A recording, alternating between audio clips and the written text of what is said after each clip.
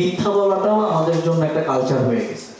এখন যারা আমাদের প্রতিপক্ষ এত সুন্দর করে মিথ্যাগুলো বলবে যে দেখবেন এটা একটা কালচারের মধ্যে পড়ে গেছে। আপনারা সবাই মনে হয় ইস্ট ইন্ডিয়া কোম্পানির কথা জানেন, জানা উচিত সবার। তো ওরা যেমন ভারতবর্ষ দখল করার একটা চিন্তা নিয়ে বাংলাদেশে আসছিল, তা আমাদের এই নির্বাচন এবং এই ডিসির কেন্দ্রিক পরিবেশটা এরকম হয়ে গেছে যে এখন যেহেতু কথা হচ্ছে যে উজ্জ্বল সাহেব নির্বাচন বন্ধ করতেছে। আচ্ছা ঠিক আছে, উজ্জ্বল সাহেব আসলে কিন্তু নির্বাচন বন্ধ করেনি। ব্যাখ্যাটা খুব সোজা। দুইজন অবৈধ প্রার্থীকে নিয়ে এই নির্বাচনটা করলে এই নির্বাচনটা গত এই 13 সাল বা 13 সালের পর থেকে একবারই নির্বাচন হয়েছে, ওটা কমপ্লিট হয়নি। যেভাবে বন্ধ হয়ে গেছে আবার বন্ধ হবে।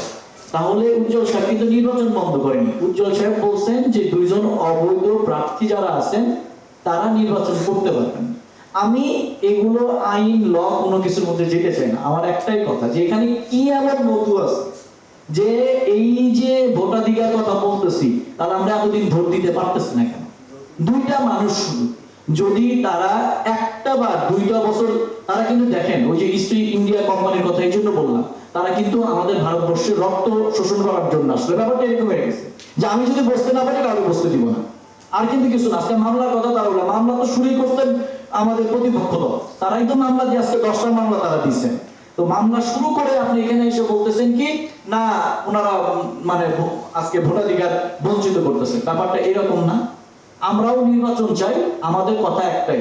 অনেক দলীয়গত ব্যাপার এখানে আসছে। আপনারা যদি ন্যাশনাল টেলিভিশনে তাদের কথাবার্তা শোনেন দেখবেন যে মানে তারা এখন এটাকে রাজনৈতিক একটা রূপ দেওয়ার চেষ্টা করতেছে। উজ্জ্বল সাহেবের মতো মানুষের বাংলাদেশের এফডিসি দেশে রাজনীতি করার ওনার কিছু নাই, ওনার লাইফে চাওয়া পাওয়ার কিচ্ছু নাই। এই লোকটাকে আমরা সবাই মিলে রিকোয়েস্ট করে নিয়ে আসছি যে আমাদের একটা মুরব্বী মানুষ নাই ইন্ডাস্ট্রিতে, আপনি একটু আসেন, একজন মুরব্বী এসে আমাদের অনেক প্রবলেম এগুলোকে একটু শর্ট আউট করে দেন। উনি নির্বাচন করার জন্য রাজি ছিল না, ওনাকে আমরা নিয়ে আসছি। আজকেও আমরা এত সুন্দর একটা প্রেস কনফারেন্স করলাম, আমরা কোথাও কি আমরা রাজনৈতিক একটা ওয়ার্ড উচ্চারণ করছি? Not a single word. আমরা রাজনীতি না, আমরা মানুষকে আমাদের থেকে মানুষ কালচার শিখবে। আমরা কালচারাল একটা প্রোগ্রামে আসছি, আমরা শিল্পকে ধারণ করব। শিল্পকে ধারণ করতে এসে আমরা পরিবেশটাকে দুর্গন্ধময় করে দিচ্ছি। আমরা দুর্গন্ধময় পরিবেশ চাই, আমরা একটা সুন্দর পরিবেশ চাই। অবৈধ কোনো কিছু নিয়ে আমরা যাবো না, একটা সুষ্ঠু নির্বাচন চাই, এটাই আমাদের চাই।